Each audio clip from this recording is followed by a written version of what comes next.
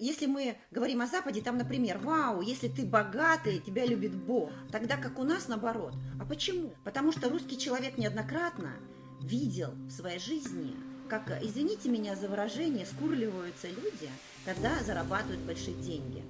То есть у русского человека это из-за того, что он понимает, какая должна быть его душа. Ему есть с чем сравнить, когда он видит, что вот он был сосед нормальный, вдруг стал зарабатывать, что с ним стало? Он изменился, он стал высокомерный, он стал такой, сякой, эдакий и так далее. То, естественно, в наш код зашла эта информация и укоренилась, что богатый человек обязательно плохо, и что это приведет к деградации. Ну, давайте возьмем притчу.